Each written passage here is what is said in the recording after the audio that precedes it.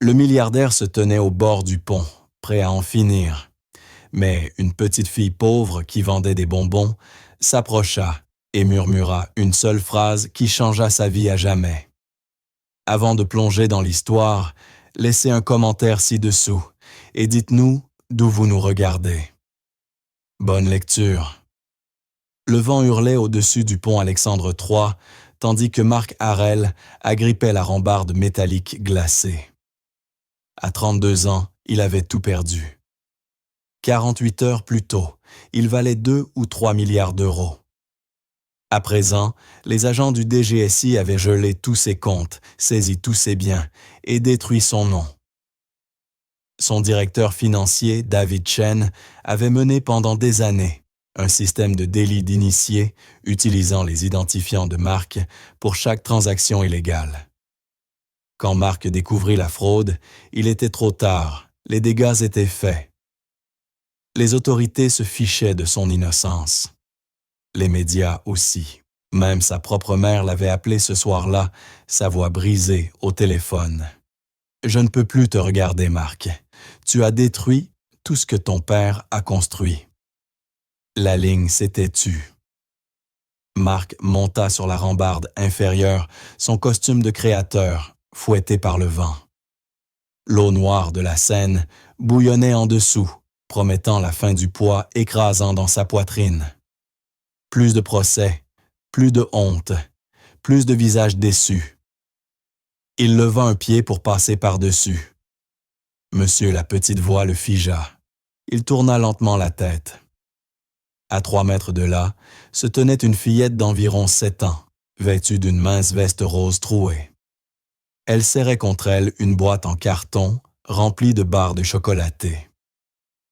Ses boucles sombres étaient rassemblées en une queue de cheval désordonnée, et ses grands yeux bruns brillaient dans la lueur du réverbère. « Qu'est-ce que vous faites là-haut » demanda-t-elle doucement. « Va-t'en, petite !»« Ça ne te regarde pas » grogna Marc. Elle ne bougea pas. Au contraire, elle fit un pas de plus. « Vous voulez sauter » Marc détourna le regard, la mâchoire serrée. « J'ai dit pars. »« Ma maman est morte il y a 63 jours, dit-elle d'une voix calme. Les mains de Marc se crispèrent sur la rambarde. Il ne voulait pas entendre ça. Le cancer l'a emporté très vite, 3 mois entre le diagnostic et la fin. Je vends des bonbons pour aider ma famille d'accueil à payer le loyer, mais avant j'essayais d'aider pour les médicaments de maman. Ce n'était pas assez. Rien n'était assez. Malgré lui, Marc la regarda. Des larmes coulaient sur son petit visage, mais elle ne sanglotait pas. Elle se tenait simplement là, pleurant en silence, serrant cette boîte comme un trésor. « Moi aussi j'ai voulu abandonner », chuchota-t-elle. Après la mort de maman, je ne voulais plus vivre. Personne n'est ma maman maintenant, et ça fait si mal que parfois j'ai du mal à respirer. La vision de Marc se brouilla. Sa gorge se serra. La fillette fit un pas en avant. Mais vous savez ce que maman m'a dit la veille de sa mort. Elle a dit « Nos vies ne nous appartiennent pas entièrement. » Chaque personne que nous rencontrons, chaque sourire que nous donnons, chaque geste de bonté, tout cela compte. Elle a dit, même quand nous ne sommes plus là, l'amour que nous avons donné continue de vivre dans les gens que nous avons touchés. Sa voix se brisa. Elle m'a dit que je devais continuer à vivre parce que quelqu'un quelque part aurait besoin de la lumière que je pourrais lui offrir. Quelque chose se fissura dans la poitrine de Marc. « Je m'appelle Sophie Chen », dit la fillette en essuyant ses yeux. « Et je crois que vous devez vivre vous aussi, parce que peut-être que quelqu'un quelque part a besoin de votre lumière, même si vous ne la voyez pas encore. » Chen, le même nom que celui de l'homme qui avait tout détruit. Le corps entier de Marc se mit à trembler. Pas de froid, mais parce que quelque chose se libérait en lui. Sophie fouilla dans sa boîte et en sortit une barre de chocolat. « C'est la dernière pour ce soir. Je la gardais pour moi, mais je crois que vous en avez plus besoin que moi. » Elle la tendit sa petite main tremblante. Et Marc Harel, l'homme qui avait perdu des milliards et tout ce qu'il avait bâti, se mit à pleurer. De vrais sanglots profonds qui secouaient tout son corps. Lentement, prudemment, il descendit de la rambarde. Sophie accourut et l'enlaça à la taille, atteignant à peine sa poitrine. « Ça va aller, » murmura-t-elle. Maman disait que parfois, il faut se briser pour pouvoir se reconstruire correctement. Marc s'agenouilla sur le béton froid. Cette fillette de 7 ans, qui avait tout perdu, le tenait pendant qu'il s'effondrait. Peu à peu, sa respiration se calma. Les sanglots devinrent des souffles tremblants. Sophie recula et le regarda sérieusement. « Vous n'allez pas sauter maintenant, hein ?» Marc secoua la tête. « Bien, dit-elle fermement en lui pressant la barre de chocolat dans la main. Parce que je crois que vous allez faire quelque chose de très important un jour. Je le sens. » Quelque chose bougea en lui lorsqu'il croisa son regard. Pas encore l'espoir, mais une minuscule étincelle dans l'obscurité. « Où sont tes parents d'accueil ?» demanda-t-il d'une voix rauque. « Quelqu'un sait que tu es dehors. » Le visage de Sophie s'assombrit. « Madame Patrice pense que je dors, mais je n'arrive pas à dormir la plupart des nuits, alors je sors vendre des bonbons. On a besoin d'argent. » Une orpheline de 7 ans, vendant des sucreries dans les rues de Paris à 3 heures du matin. Lui voulait jeter sa vie, et cet enfant se battait pour la sienne. « Sophie, dit-il doucement, je crois que tu viens de me sauver la vie. » Elle sourit un vrai sourire qui illumina son visage. « Ça veut dire qu'on est amis maintenant. » Malgré tout, Marc sentit le coin de sa bouche tressaillir. « Oui, petite. Je crois bien.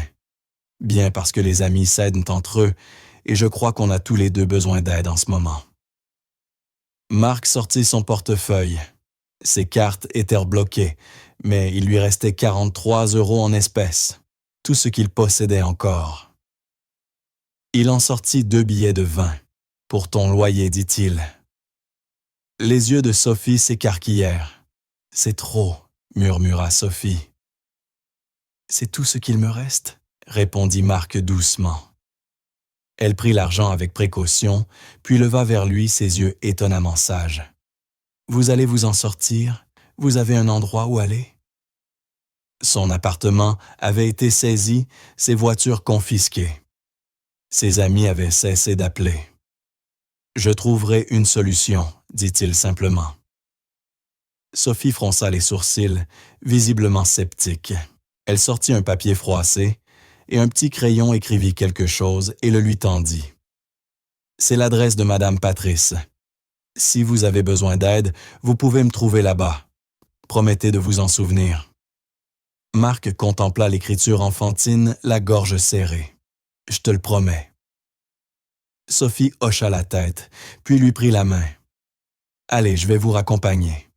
On part ensemble. » Marc Harel marcha main dans la main avec Sophie Chen en s'éloignant du bord du pont Alexandre III, retournant vers une vie qu'il n'était pas sûr de vouloir.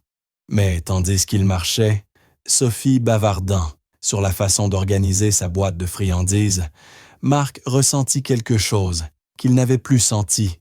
Depuis 48 heures, il se sentit vu. Lorsqu'ils atteignirent la fin du pont, Sophie serra sa main. « Vous allez aller mieux, je le sais. »« Comment peux-tu en être sûr ?» demanda-t-il d'une voix rauque. Sophie sourit. « Parce que vous êtes redescendu. C'est la partie la plus difficile.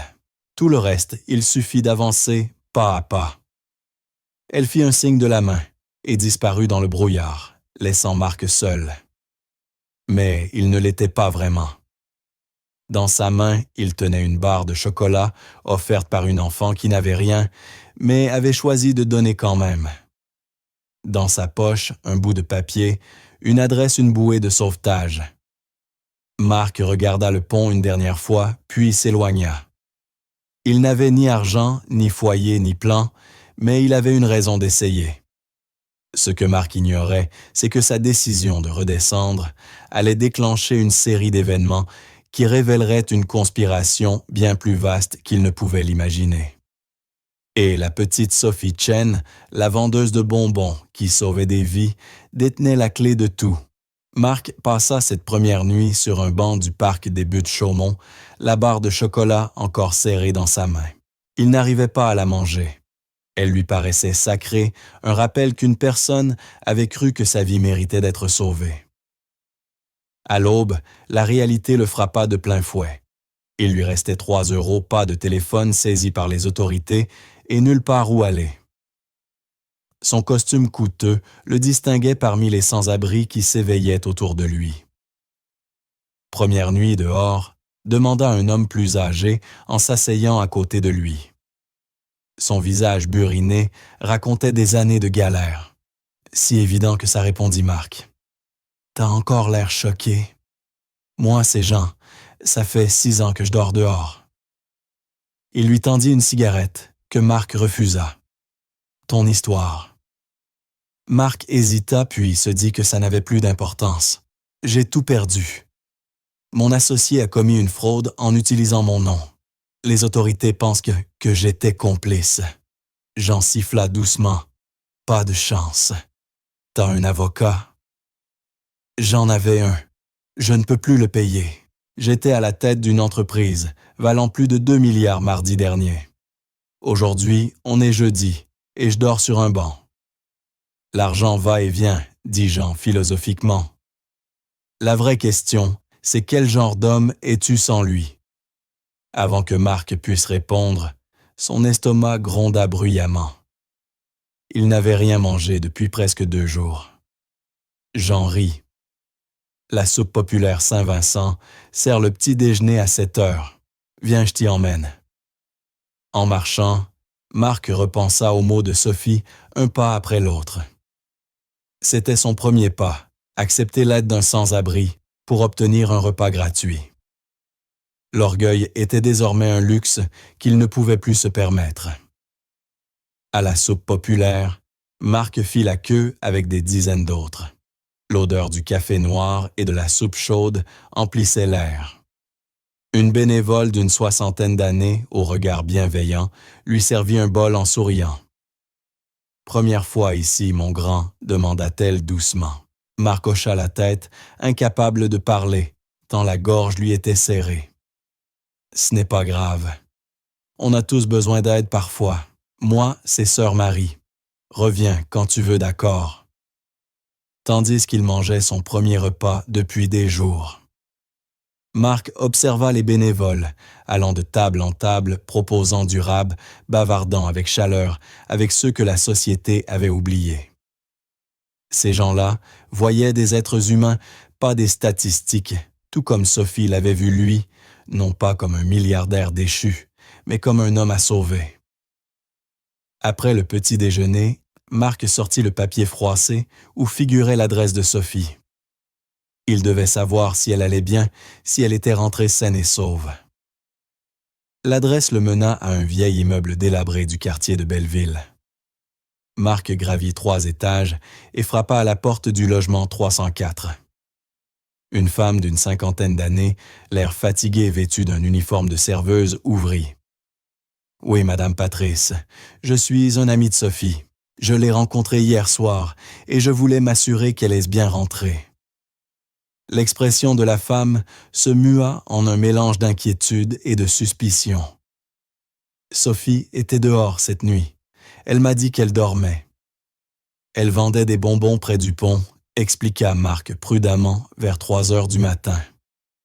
Madame Patrice ferma les yeux, la douleur traversant son visage. Cet enfant, je lui ai dit que ce n'était pas sûr, mais elle est si décidée à aider pour les factures. Elle dévisagea Marc plus attentivement. « Attendez, vous n'êtes pas cet homme qu'on voit dans les journaux, le milliardaire qui… » « Oui, coupa Marc, c'est bien moi. » Mais Sophie ne le savait pas. Elle m'a juste aidé. « Ça, c'est bien d'elle, » répondit la femme, son visage s'adoucissant un peu. « Elle est à l'école maintenant. École élémentaire Voltaire. Elle sort à 15 heures. Merci, dit Marc. Il se retourna pour partir, puis s'arrêta. Madame Patrice, c'est une enfant extraordinaire. Le monde aurait besoin de plus de gens comme elle. Je sais, dit la femme, d'une voix calme.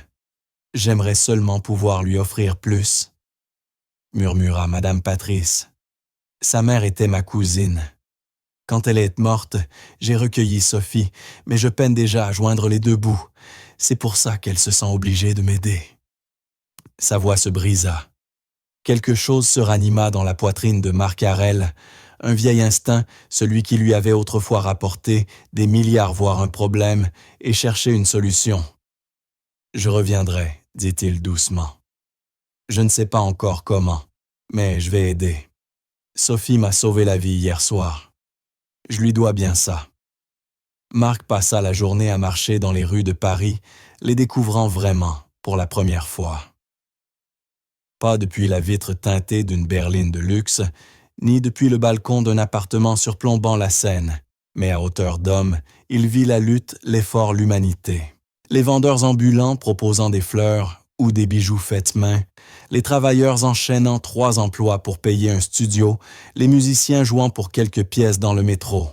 C'était ça la véritable économie, celle sur laquelle il avait bâti son empire sans jamais comprendre les fondations humaines qui la soutenaient. Vers 14h30, Marc se retrouva devant l'école élémentaire Voltaire. Il s'assit sur un banc, en face, observant les enfants sortir à 15 heures. Sophie apparut parmi un petit groupe, son sac à dos presque aussi grand qu'elle. Elle riait à une blague d'amis et Marc sentit sa poitrine se serrer. Cet enfant, qui aurait eu 1000 raisons d'être brisé, trouvait encore la joie. Il s'apprêtait à l'appeler quand un SUV noir s'arrêta au bord du trottoir. Le sang de Marc se glaça en reconnaissant l'homme qui en descendait David Chen, son ancien directeur financier, celui qui avait ruiné sa vie. Mais Chen n'était pas menotté.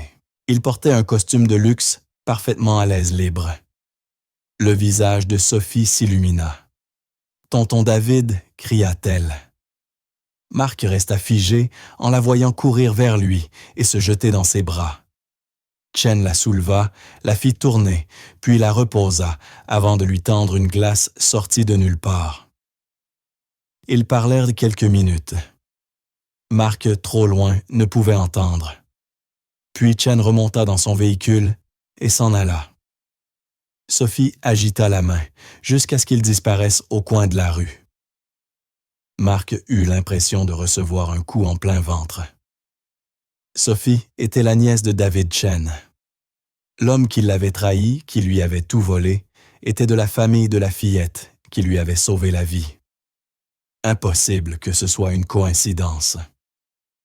Sophie traversa la rue et aperçut Marc. Son visage s'éclaira d'un immense sourire. Marc, cria-t-elle en courant vers lui, la glace dégoulinant entre ses doigts. « Tu es là. » J'étais inquiète toute la journée. « Salut, Sophie, » répondit-il, l'esprit en ébullition. « Je vois que tu as eu de la visite. »« Oui, tonton David. Il est tellement gentil. Il m'apporte toujours des friandises et donne de l'argent à tante Lisa pour le loyer. Il a dit qu'il m'emmènerait à Disneyland Paris. Bientôt Sophie rayonnait. C'est le frère de mon papa. Je ne le vois pas souvent. Il est très occupé avec son travail. Mais quand il vient, c'est le meilleur moment. » Marc sentit la nausée monter. David Chen jouait au généreux oncle tout en détruisant des vies et en le laissant porter le chapeau. Et la douce, innocente Sophie n'en savait rien. « C'est super, ma petite, » dit-il en forçant un sourire. Et alors, comment était l'école? Sophie se lança dans le récit passionné de son contrôle de maths, tandis que l'esprit de Marc tournait à toute vitesse.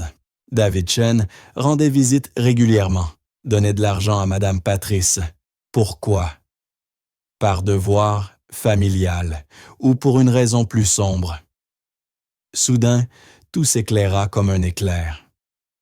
La mère de Sophie avait été la belle-sœur de David, morte 3 mois plus tôt, exactement quand l'enquête pour fraude avait commencé. Et si la mère de Sophie avait su quelque chose? Et si David gardait un œil sur la fillette pour s'assurer qu'elle ignorait tout? Marc demanda Sophie inquiète. « Ça va. Tu fais une drôle de tête. » « Je réfléchis, » répondit-il en s'accroupissant à sa hauteur. « Sophie, ta maman te parlait-elle parfois de ton oncle David? De son travail? » Sophie fronça les sourcils, cherchant dans ses souvenirs. « Parfois. Maman a travaillé pour lui un moment avant d'être malade. Elle était son assistante de direction, oui c'est ça. Elle l'aidait pour les réunions et tout. » Le cœur de Marc se mit à battre plus vite. La mère de Sophie avait été l'assistante personnelle de David Chen. Elle avait donc eu accès à tout. Fichier, email, transactions. « Ta maman t'a laissé quelque chose ?» demanda Marc prudemment. « Des papiers, peut-être un ordinateur. » « Tante Lisa garde une boîte avec les affaires de maman, » répondit Sophie. « Pourquoi? » Juste par curiosité, dit-il, tout en élaborant déjà un plan dans son esprit. Il la regarda droit dans les yeux. « Sophie, tu me fais confiance, n'est-ce pas? » « Bien sûr, » répondit-elle aussitôt. « Tu es mon ami. »« Bien, parce que j'ai besoin que tu fasses quelque chose pour moi, mais tu ne dois le dire à personne. Pas même à ton oncle David. » « D'accord. » Les yeux de Sophie s'agrandirent, mais elle hocha la tête avec gravité. « D'accord. J'ai besoin de voir cette boîte avec les affaires de ta maman. Tu peux m'aider? » 2 jours plus tard. Marc retrouva Sophie dans la ruelle derrière son immeuble. Elle portait un carton fatigué sur lequel on avait écrit au marqueur « Affaire de Lisa ». « Tante Lisa croit que c'est chez mon amie Emma pour un projet d'école », chuchota Sophie d'un ton conspirateur. « Il faut le ramener ce soir. On le fera promis, Marc. J'ai juste besoin de regarder à l'intérieur. » Ils s'assirent dans un coin de la ruelle et Marc ouvrit la boîte avec des mains tremblantes. À l'intérieur des photos, quelques bijoux, l'album de bébé de Sophie et un ordinateur portable. « Il marche, tu crois? » demanda Marc en le brandissant. « Je ne sais pas. Tante Lisa n'a pas Internet, alors on ne s'en sert jamais. » Marc appuya sur le bouton d'alimentation. Rien. Il faudrait le recharger, trouver un endroit avec du courant et du Wi-Fi. La bibliothèque municipale peut-être, mais elle n'ouvrirait qu'à 9 heures le lendemain matin. Il fouilla plus profondément dans la boîte. Sous les photos se trouvait un journal, un simple cahier à couverture fleurie. Marc Harel l'ouvrit avec précaution. Les premières pages étaient banales. Liste de courses rappel de rendez-vous, emploi du temps de Sophie. Mais en tournant les pages, le ton changea. 15 mars. David m'a demandé de créer un second jeu de livres aujourd'hui. Il dit que c'est pour des projections internes. Quelque chose ne tourne pas rond. 22 mars. J'ai trouvé des transactions qui ne correspondent pas aux rapports officiels. Des millions d'euros vers des comptes à l'étranger. Quand j'ai demandé à David, il a répondu que ce n'était pas de mon niveau. 3 avril, j'ai fait des copies. Je ne sais pas quoi en faire. J'ai peur. 10 avril, le médecin a confirmé stade 4. Peut-être que c'est la façon de Dieu de me reprendre avant que je doive faire ce choix impossible. Les mains de Marc tremblaient. La mère de Sophie savait. Elle avait découvert la fraude et avait fait des copies. « Qu'est-ce que ça dit ?» demanda Sophie en essayant de regarder. « Ta maman était une femme très courageuse », répondit Marc doucement. « Elle a découvert quelque chose d'important, quelque chose qui peut aider beaucoup de gens. » Comme une super-héroïne, s'exclama Sophie les yeux brillants. « Oui, ma petite, comme une super-héroïne. » La dernière entrée coupa le souffle à Marc. 18 avril. J'ai tout caché, là où seule Sophie pensera à regarder, là où nous partagions nos secrets. Si quelque chose m'arrive, je prie pour qu'elle le trouve, quand elle sera assez grande pour comprendre. Je prie pour qu'elle me pardonne de ne pas avoir été plus courageuse de mon vivant. Sophie dit Marc prudemment. Est-ce que toi et ta maman aviez un endroit spécial? Un lieu juste pour vous deux? Le visage de Sophie s'illumina puis s'assombrit. Le port de Grenelle. On allait nourrir les otaries. Maman disait qu'elle lui rappelait que même quand la vie devient difficile, il faut garder une part de jeu et de folie. Vous aviez un endroit préféré là-bas? Oui, le banc près du manège. Maman avait gravé nos initiales dessous une fois. Elle disait que c'était notre coin secret pour toujours et à jamais. Marc se leva l'adrénaline, parcourant ses veines. Sophie, et si on allait voir les otaries demain? Le lendemain matin, Marc et Sophie prirent le bus jusqu'au port de Grenelle le long de la Seine. Marc avait passé la nuit enfermé dans les toilettes de la bibliothèque, attendant la fermeture, pour s'y introduire un crime qu'il n'aurait jamais imaginé commettre juste pour recharger l'ordinateur de la mère de Sophie. Mais les fichiers étaient protégés par mot de passe et il avait dû renoncer avant que la sécurité ne le surprenne. Maintenant, au milieu de la foule des touristes, Marc se sentait vulnérable. Son visage avait fait la une de tous les journaux.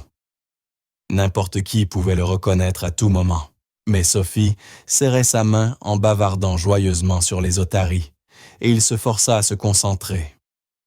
Ils atteignirent enfin le banc, près du carrousel. Sophie montra fièrement le dessous du bois. Quelqu'un y avait gravé « LC plus C » dans un cœur. « C, c'est pour Lisa Chen, et moi je suis Sophie Chen », expliqua-t-elle. Marc s'agenouilla, cherchant sous le banc, mais ne trouva rien. Il examina l'arrière, les côtés, toujours rien. Son cœur se serra. Peut-être que ce journal n'était que le délire d'une femme malade et effrayée. Peut-être qu'il n'y avait jamais eu de preuve. « Marc, regarde », dit soudain Sophie. Elle pointait la poubelle à côté du banc. Celle-là est nouvelle. Avant, il y en avait une verte avec le couvercle cassé. Le pouls de Marc s'accéléra. Il observa autour de lui. Des ouvriers faisaient des travaux d'entretien sur le quai. Il s'approcha de l'un d'eux, un jeune homme portant un badge au nom de Julien. « Excusez-moi, savez-vous ce qu'il est advenu de l'ancienne poubelle qu'il y avait ici? » Julien haussa les épaules. « Sans doute en réserve sous les quais. On garde les vieux équipements là-bas. » Pourquoi? Juste une histoire sentimentale, mentit Marc avec aisance. J'ai fait ma demande en mariage à côté il y a des années. Julien sourit. Romantique. L'entrée de l'entrepôt est là-bas derrière la boutique de t-shirts, mais c'est réservé au personnel. Marc hocha la tête, déjà en train de réfléchir. À ce moment-là, Sophie tira sa manche. « Marc, je dois aller aux toilettes. Tu peux m'attendre? » « Bien sûr, ma puce. Je reste ici. » Dès qu'elle eut disparu, il prit sa décision. Il se dirigea vers l'entrepôt. La porte était munie d'une simple serrure, rien à voir avec la sécurité de son ancienne société, Technova France. Il jeta un regard autour, aucune caméra sur cette porte. Parfait. Il sortit un trombone de sa poche, il en avait pris une poignée à la bibliothèque et s'attaqua à la serrure. 3 essais. Clic. La porte s'ouvrit.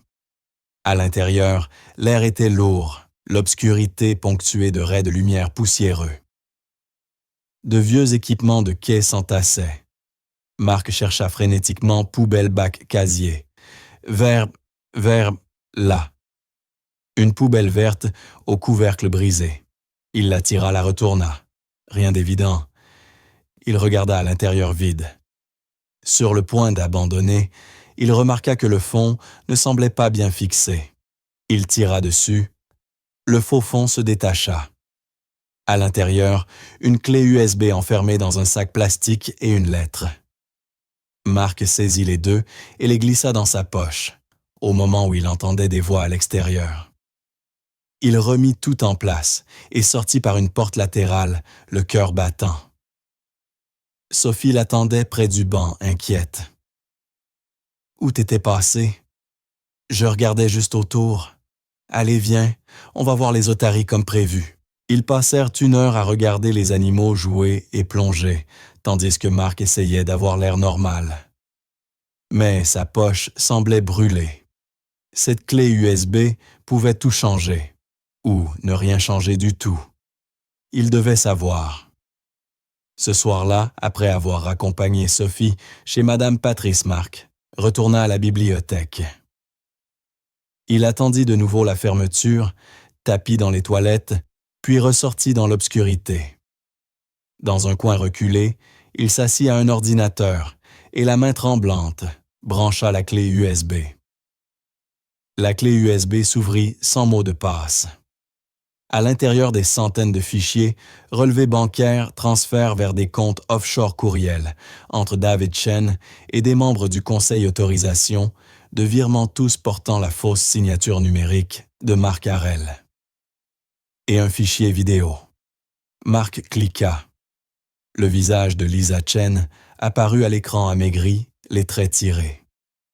La date indiquait qu'il avait été enregistré quelques jours avant sa mort. « Je m'appelle Lisa Chen », dit-elle d'une voix faible mais ferme. « J'enregistre ceci par précaution. Mon beau-frère David Chen détourne depuis 3 ans des fonds de Technova France en utilisant la signature et les identifiants du PDG Marc Harel. Je le sais parce qu'il m'a fait participer à l'opération. Je pensais aider à des affaires légitimes jusqu'à ce que je comprenne la vérité. » Elle toussa.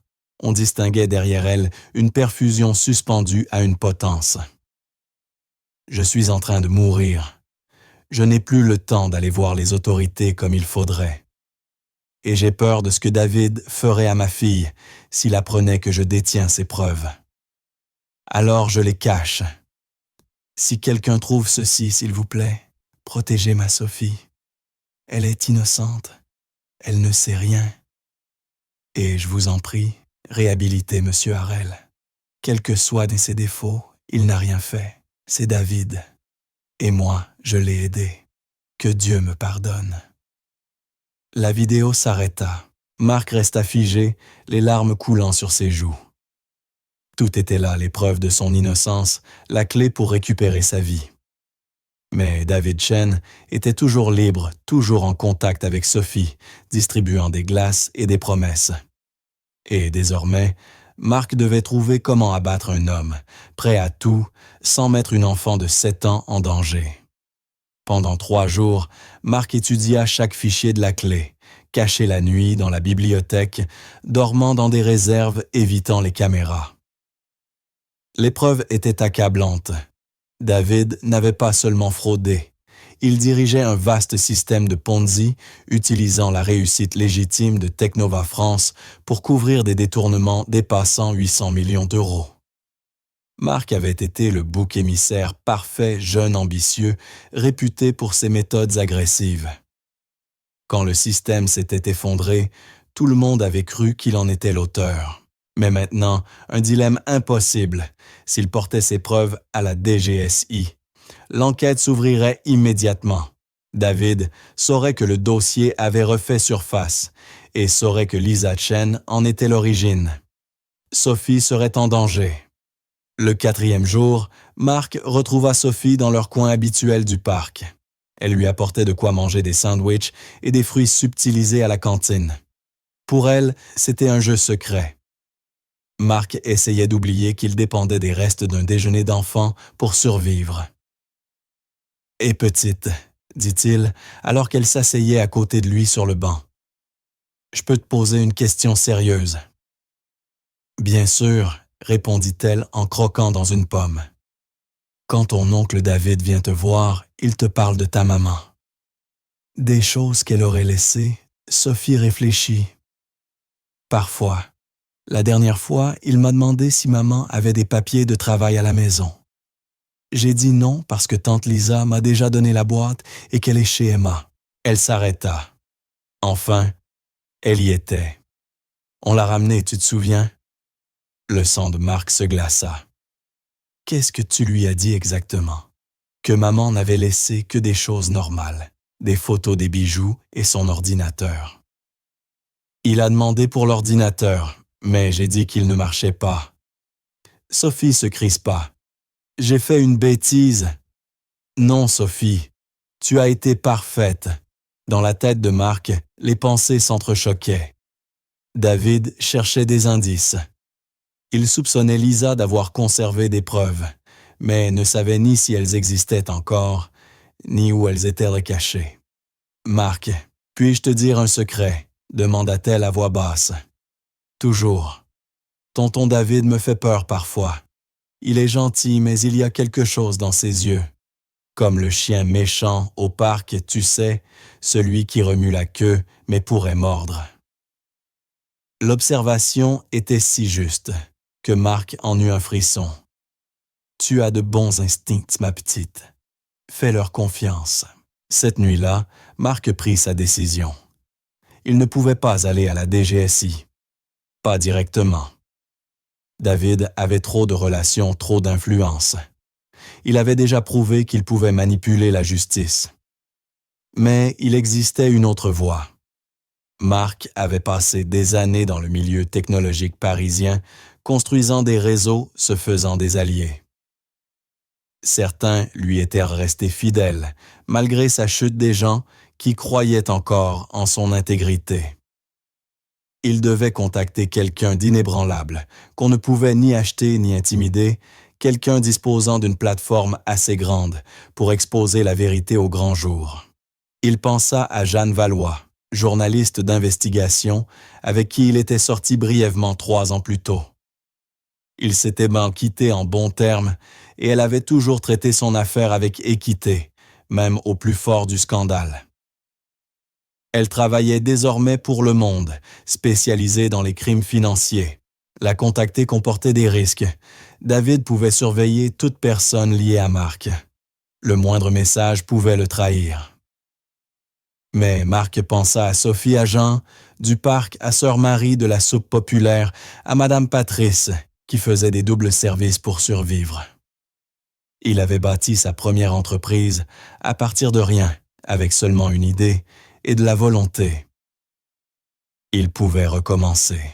« Sophie, dit-il doucement, et si tu m'aidais dans quelque chose de vraiment important?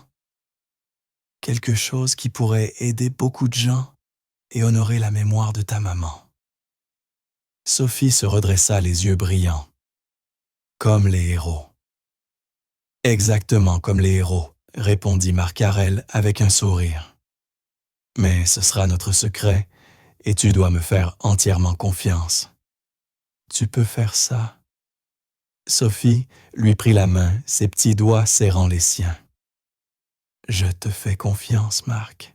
Tu es mon meilleur ami. » À cet instant, Marc comprit quelque chose de profond. Il avait passé toute sa vie d'adulte à courir après la richesse, le statut, la réussite. Il avait mesuré sa valeur en euros, en contrats et en couverture de magazine.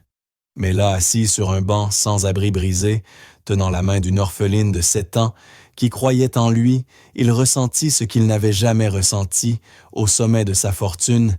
Il se sentit important. « D'accord, » dit-il en lui serrant doucement la main. « Voilà ce qu'on va faire. » Ce que Marc ignorait, ce qu'il ne pouvait pas savoir, c'est que David Chen avait déjà découvert la cage vide sous le quai. Ces hommes observaient Marc depuis 2 jours, attendant de voir ce qu'il ferait des preuves. Et David venait de passer un coup de téléphone qui allait tout changer. Le chasseur était devenu la proie, et la petite Sophie Chen, la fillette qui vendait des sucreries pour payer le loyer, se trouvait désormais au cœur de la ligne de feu. Le plan de Marc était simple, mais dangereux. Sophie devait livrer une enveloppe scellée à Jeanne Valois au siège du Monde, en disant qu'un sans-abri lui avait donné 5 € pour la remettre. L'enveloppe contenait un numéro de téléphone, prépayé le dernier que Marc avait pu acheter avec ses maigres économies, et un message unique. « Je peux prouver que Marc Harel est innocent. Rendez-vous. » Mais ce que Mark ignorait, c'est que les agents de sécurité de David le suivaient depuis qu'il avait quitté l'entrepôt du port. Ils l'avaient photographié avec Sophie au parc et rapporté chaque détail à leur patron. Le matin où Sophie devait livrer l'enveloppe, Mark attendit à leur point de rendez-vous. 10 minutes passèrent, puis 20, 30. Sophie ne vint jamais. Une panique glacée lui traversa la poitrine. Il se mit à courir vers l'immeuble de Madame Patrice, montant les escaliers 4 à 4. Il frappa frénétiquement à la porte du logement 304. La femme ouvrit le visage ravagé par les larmes. « Mon Dieu, vous êtes au courant. » « Au courant de quoi? Où est Sophie? »« Elle est partie, sanglota-t-elle. David est venu ce matin. Il a dit qu'il y avait une audience d'urgence pour la garde et qu'il emmenait Sophie chez lui temporairement. Il avait des papiers officiels, des documents légaux. J'ai essayé de l'en empêcher, mais il a dit qu'en tant qu'oncle biologique, il avait des droits. Et avec ma situation financière, sa voix se brisa. Le monde de Mark vacilla. Il m'a dit que c'était pour sa sécurité, poursuivit-elle, qu'il y avait des gens dangereux liés à vous et qu'il fallait la protéger. Elle leva les yeux vers lui, soudain méfiante. Il a parlé de vous. Il a dit que vous passiez du temps avec elle, que vous pouviez être dangereux. Je ne ferai jamais de mal à Sophie, s'écria Mark. Madame Patrice, je vous en supplie, David Chen est le dangereux.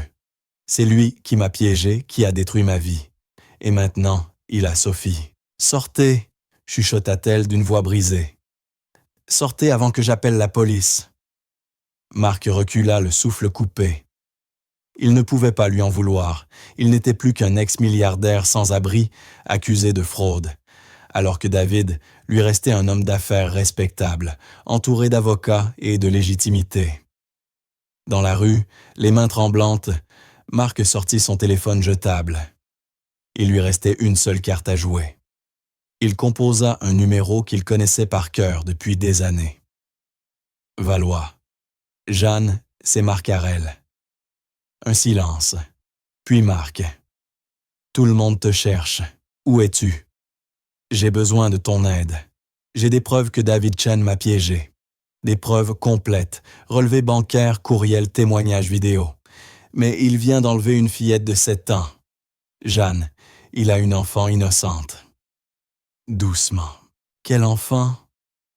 Marc raconta tout haletant sa rencontre avec Sophie sur le pont, la découverte qu'elle était la nièce de David, les preuves trouvées dans les affaires de Lisa Chen, et enfin la disparition de la petite. Marc, Jeanne hésita. C'est énorme. Mais si tu inventes tout ça, je n'invente rien, je peux tout prouver. Mais il faut agir vite. Si David pense que Sophie sait quelque chose, elle est en danger. Où sont les preuves? Marc regarda la clé USB dans sa main.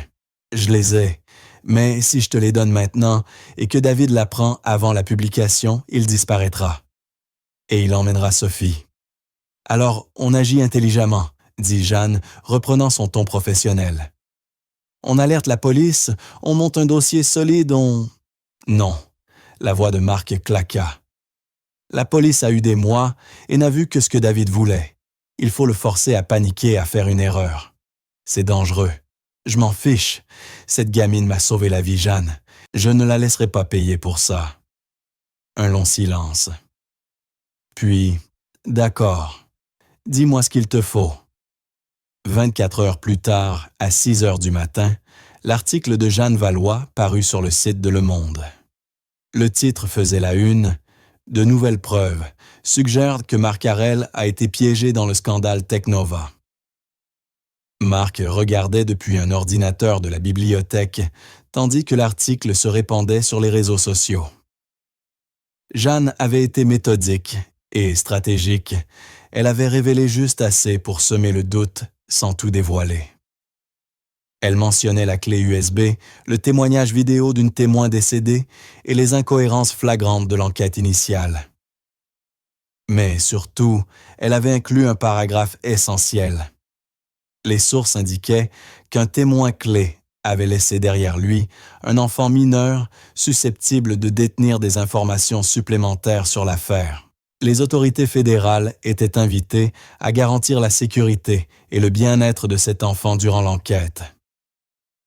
C'était un avertissement public, une déclaration claire. Sophie comptait et des gens veillaient sur elle. David Chen ne pouvait plus la faire disparaître sans que le monde le remarque. Le téléphone de Marc Harel vibra.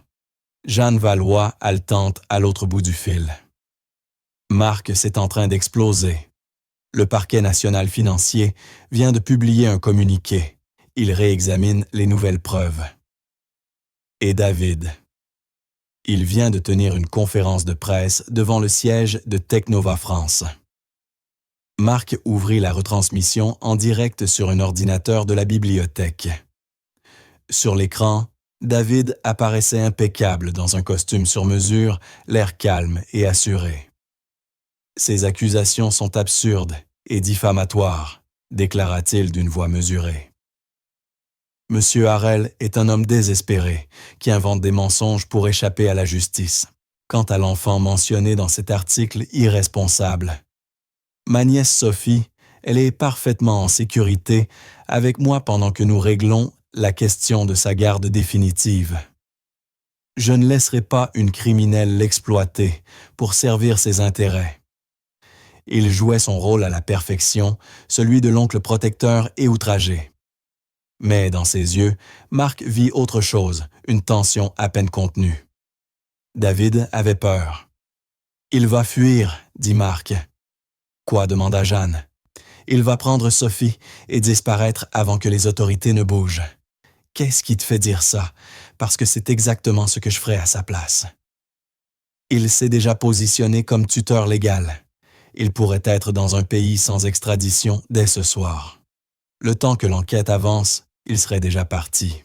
« Alors on doit les retrouver, » répondit Jeanne.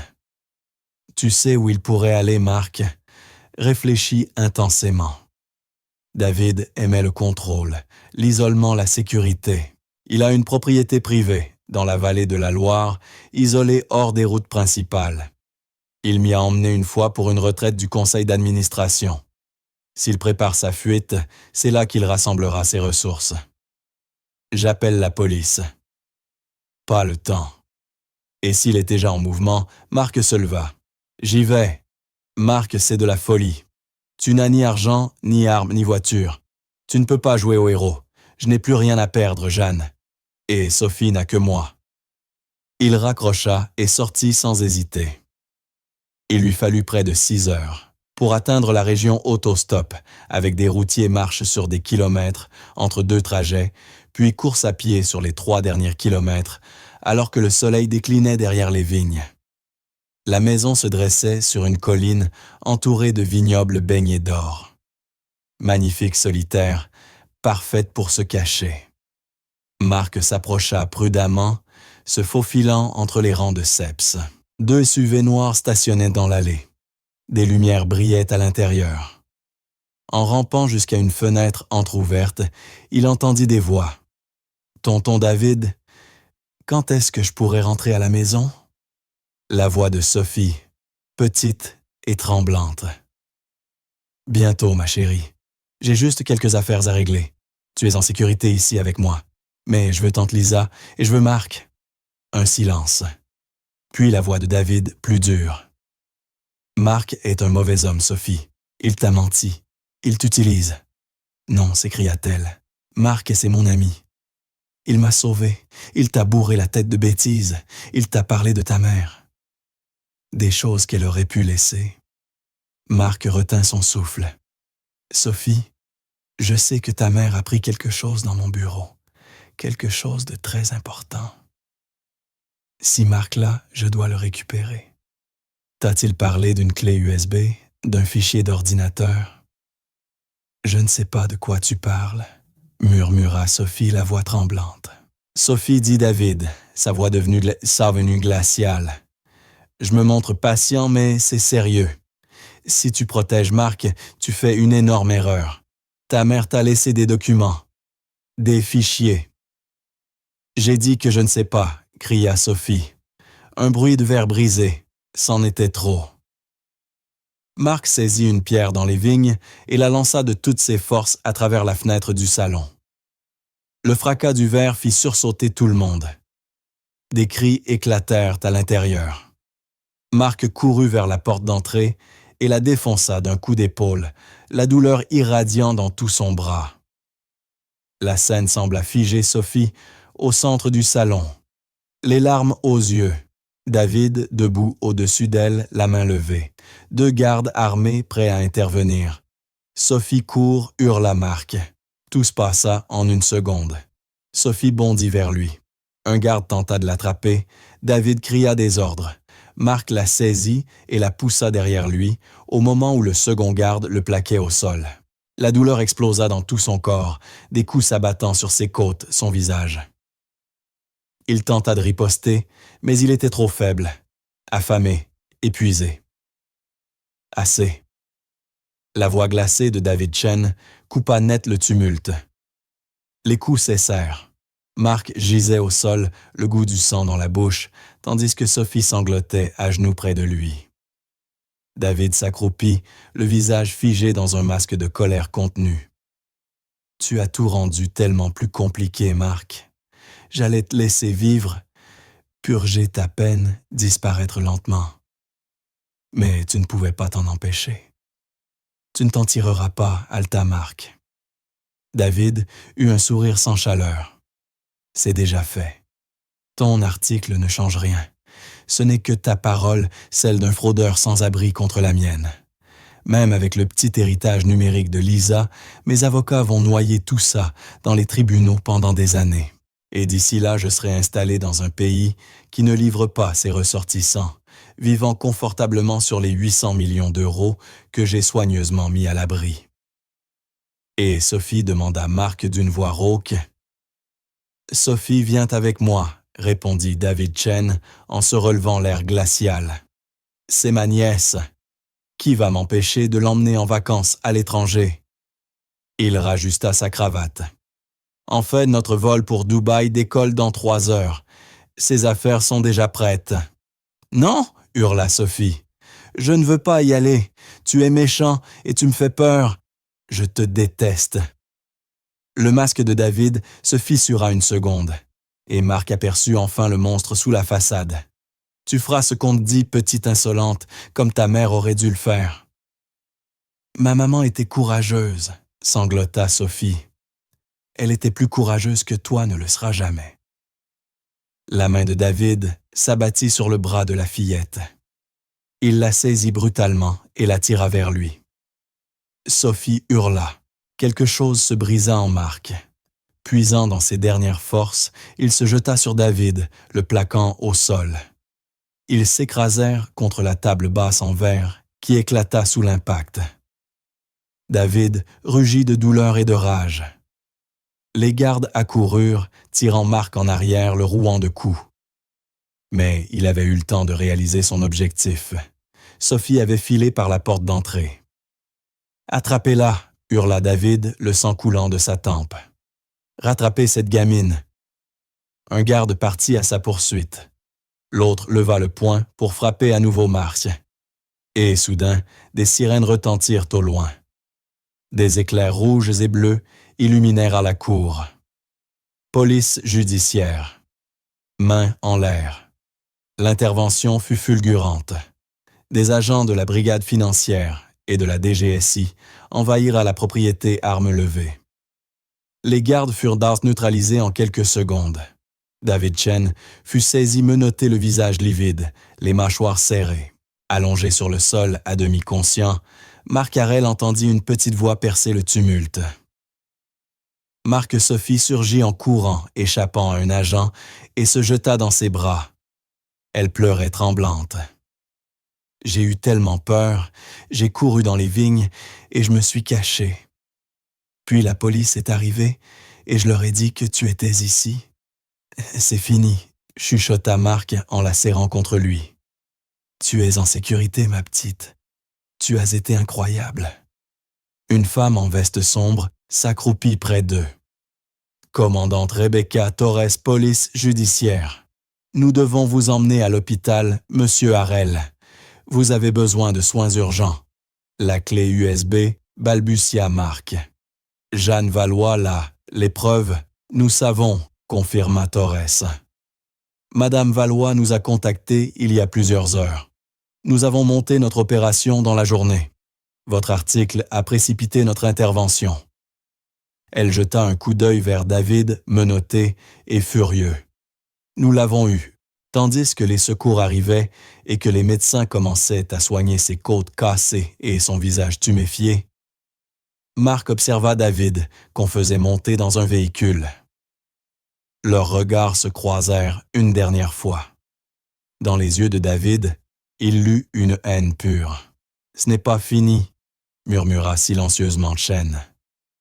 Mais pour Marc, c'en était fini. Il le sentait. 1 heure plus tard, à l'hôpital de Tourmarque, était allongé sur un lit perfusé, le visage bandé. La commandante Torres entra avec Sophie, qui refusait de le quitter. « Monsieur Harrel, dit-elle, votre journaliste a fait plus qu'un simple coup médiatique. Son article a poussé 3 anciens employés de Technova à témoigner. Leurs dossiers combinés à la vidéo et à la clé USB de Lisa Chen nous ont permis de constituer un dossier irréfutable. Tous les comptes de David Chen en France, comme à l'étranger, ont été gelés, ajouta-t-elle. 4 complices ont été arrêtés et nous avons récupéré environ 600 millions d'euros. Le reste viendra avec le temps. Et Marc demanda timidement Sophie, assise au bord du lit.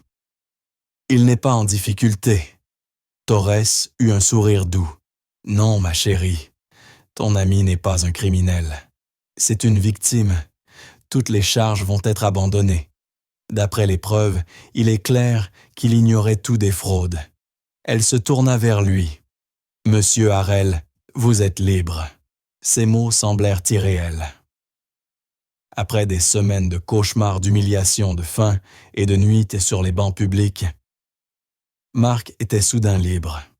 « Il y a encore une chose, » dit Torres, sortant une tablette. « Nous avons trouvé ceci dans le coffre-fort de David Chen. Vous devriez voir ça. » Elle lança la vidéo. On y voyait David Chen entrer dans le bureau de Marc 3 mois avant le début de l'enquête, utiliser son ordinateur et contrefaire sa signature numérique sur des dizaines de documents. Il s'est enregistré, s'étonna Marc. De la garantie, répondit Torres. Les criminels comme lui gardent toujours des preuves contre eux pour se protéger. Ils oublient seulement que la vérité finit toujours par les trahir.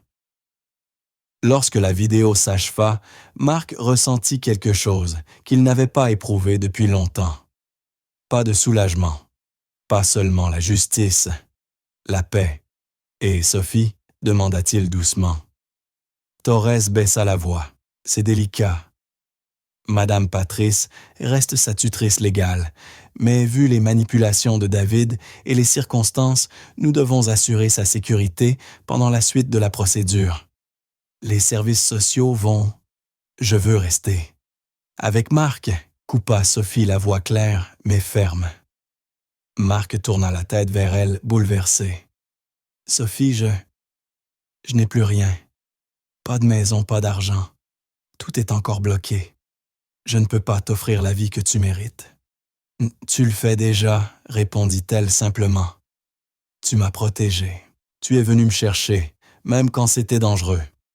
C'est ça une famille. » Torres échangea un regard avec Marc.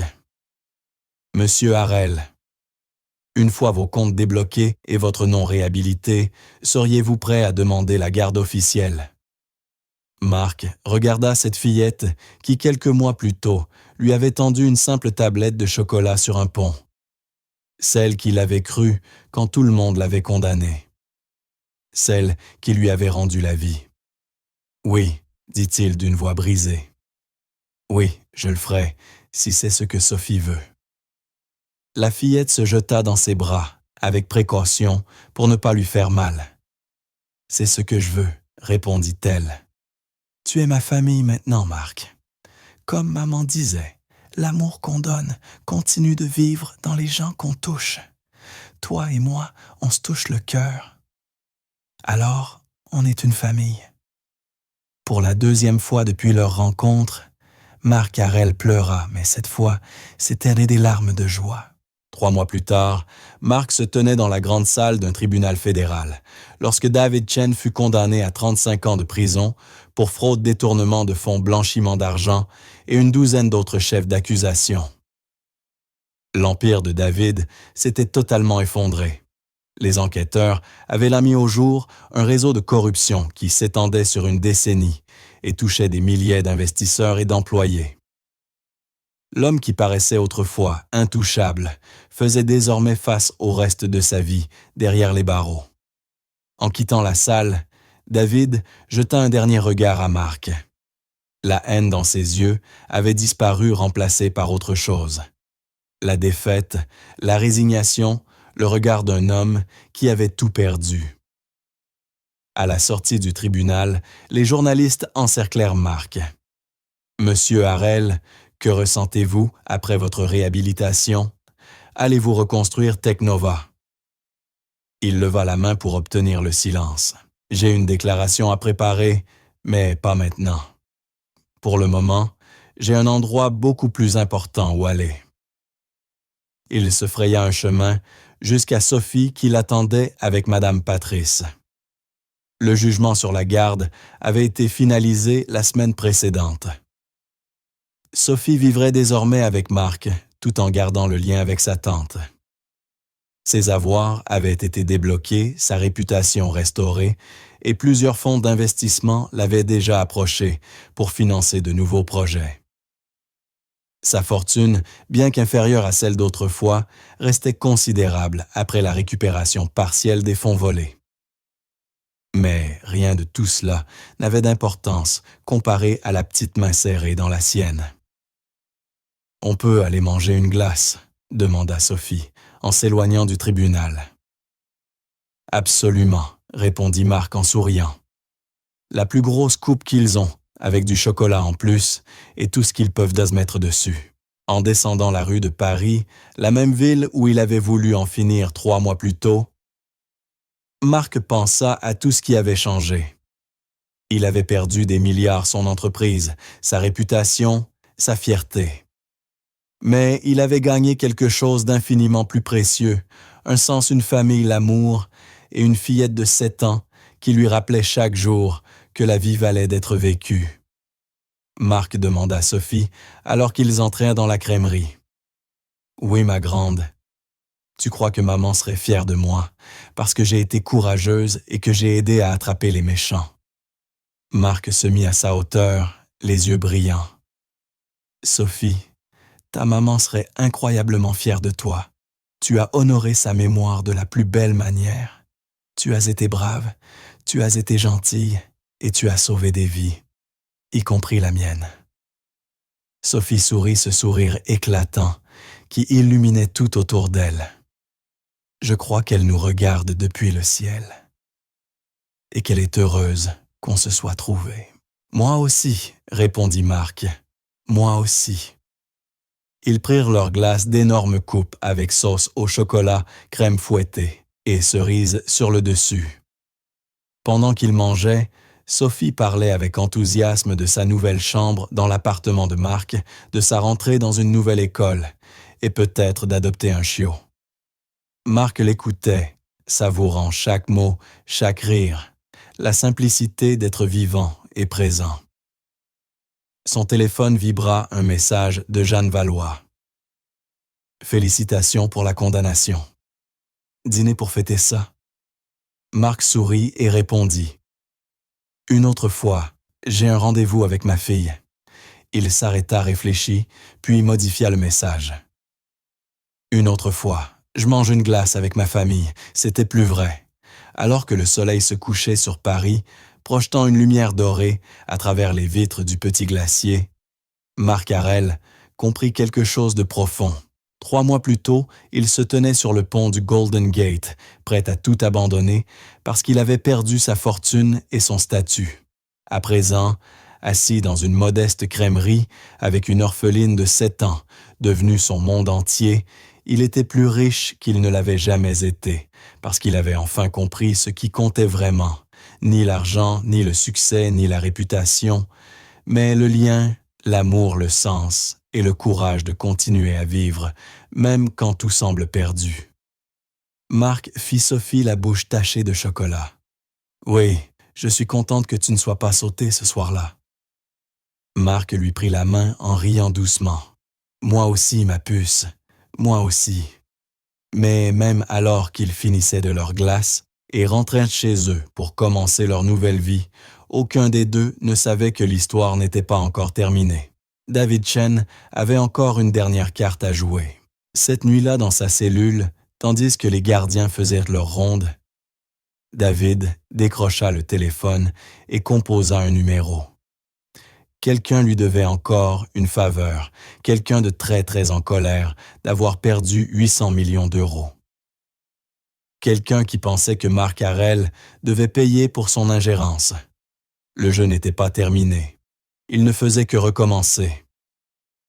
6 mois après la condamnation de David Chen, Mark se tenait dans son nouveau bureau, face à la baie de Paris, à la tête de sa société Second-Chance Inc., une entreprise qui aidait les gens à reconstruire leur vie après tout avoir perdu.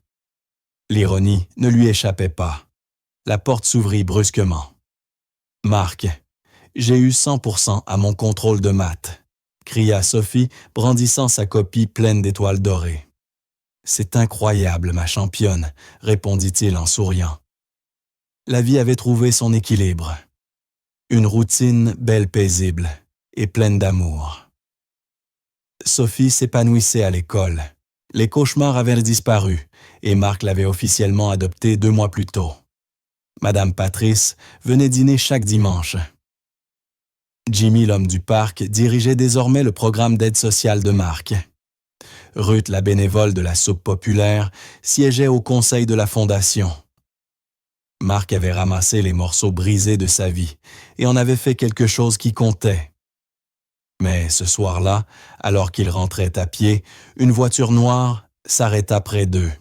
« Monsieur Harrell, quelqu'un veut vous parler. » Le regard froid du conducteur se posa sur Sophie. David Chen dit « Venez seul au port des Carousels ce soir, sinon la petite en paiera le prix. » La voiture s'éloigna aussitôt. Le téléphone de Mark vibra. Un message d'un numéro inconnu. « Tu m'as tout pris. Maintenant, je te prends tout. » Port des Carousels minuit. Seul où la fille paie. Une photo de Sophie, prise devant son école, était jointe. Mark appela aussitôt l'agent Torres. « N'y allez pas, dit-elle fermement. Laissez-nous gérer. Il l'a menacé. Je ne peux pas prendre ce risque. Alors, nous aurons des agents en planque. Soyez prudent, Mark. » À 23h30, Mark arriva sur le quai désert. Seules quelques lampes de sécurité projetaient des halos pâles sur les planches humides. Au loin, les lions de mer aboyaient dans la nuit. Mark Harrell.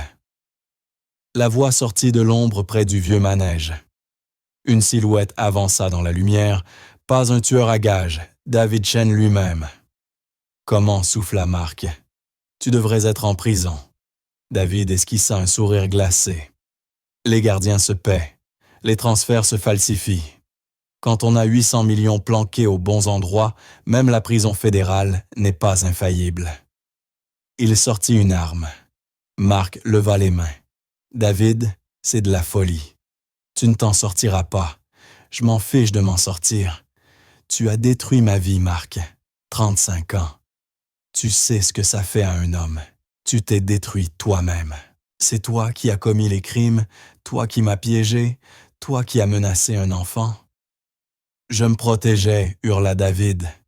Lisa allait tout gâcher. Je n'avais pas le choix. »« On a toujours le choix, » répondit Mark calmement. « Comme moi cette nuit sur le pont. » La main de David trembla. « Tu aurais dû sauter. » « Mais non, tu as dû survivre. Jouer au héros.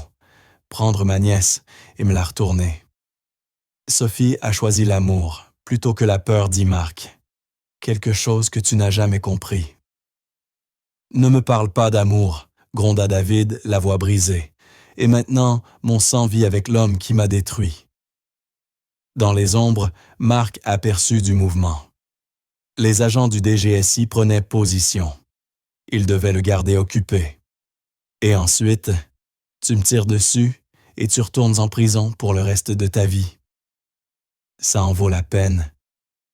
J'ai déjà tout perdu, ricana David. Ma liberté, ma réputation, ma famille. Alors oui, t'emmener avec moi en vaut la peine. Sophie ne te hait pas, dit Marc. Elle a 7 ans, David. Elle parle encore de toi parfois. Les larmes montèrent aux yeux de David. Bien sûr que je l'aimais. C'était la fille de Lisa. Je ne voulais pas que ça aille si loin. Il n'est pas trop tard pour t'arrêter, dit doucement Marc. Pose l'arme. Montre à Sophie qu'on peut encore réparer ses erreurs. C'est trop tard, murmura David. Il leva le pistolet. Tonton David. Tout le monde se figea. Sophie se tenait à l'entrée du quai. L'agent Torres essayait de la retenir, mais la fillette se libéra et courut vers eux. Sophie? Non, cria Marc. Elle se précipita droit vers David, les larmes aux yeux. Ne fais pas de mal à Marc, supplia-t-elle. C'est ma famille maintenant. C'est tout ce qu'il me reste. David la fixa, l'arme vacillant. Tu ne devrais pas être ici, Sophie. Je sais que tu souffres, dit-elle d'une voix tremblante mais ferme. Maman disait que les gens blessés blessent moins les autres. Mais elle disait aussi que les gens aimés aiment les autres. Et moi, je t'aime encore, tonton David, même après tout ça. Parce que maman t'aimait et elle m'a appris que l'amour, ça ne s'arrête pas. Le visage de David se décomposa. Il baissa lentement le pistolet. « Je suis tellement désolé, sanglota-t-il. Désolé pour ta mère. Pour tout. Tu peux t'arrêter maintenant, dit Sophie en tendant la main. S'il te plaît, tonton David, arrête-toi. Pendant un long instant, il resta immobile. Puis lentement, il laissa tomber l'arme. Les agents surgirent, le plaquèrent au sol et sécurisèrent le pistolet. Menotté David garda les yeux fixés sur Sophie. « Dis à ta mère que je suis désolé, murmura-t-il. « Je lui dirai, répondit Sophie en larmes. Quand j'irai sur sa tombe, je lui dirai. » Alors qu'on l'emmenait, Marc serra Sophie contre lui. C'était incroyablement courageux et incroyablement dangereux. Ne me refais jamais ça. Je devais essayer, dit-elle doucement. C'est ce que fait une famille. L'agent Torres arriva près d'eux. Cet enfant vient de désarmer un fugitif armé, souffla-t-elle. Monsieur Harrel, c'est vraiment terminé. Chen est transféré en sécurité maximale. Plus d'évasion possible. Vous et Sophie êtes en sécurité maintenant. En quittant le port des Carousels, Sophie leva les yeux vers Marc. On peut aller sur le pont, là où tout a commencé. Bien sûr, dit-il. 21 minutes plus tard, ils se tenaient sur le pont du Golden Gate, à l'endroit même où Marc avait failli sauter 6 mois plus tôt. Le vent fouettait leurs visages, mais tout était différent. « C'est ici que je t'ai trouvé, » murmura Sophie. « Et c'est toi qui m'as sauvé la vie, » répondit Marc. Sophie resta silencieuse un moment. « Je crois qu'on s'est sauvés tous les deux. Toi, tu avais besoin d'une raison de vivre. Moi, j'avais besoin de quelqu'un qui m'aime. On était un peu cassés tous les deux, mais ensemble, on s'est réparés. » Marc s'agenouilla près d'elle. « Ta maman avait raison, Sophie. L'amour qu'on donne continue de vivre dans les gens qu'on touche. Elle t'a donné tant d'amour, et tu me l'as transmis.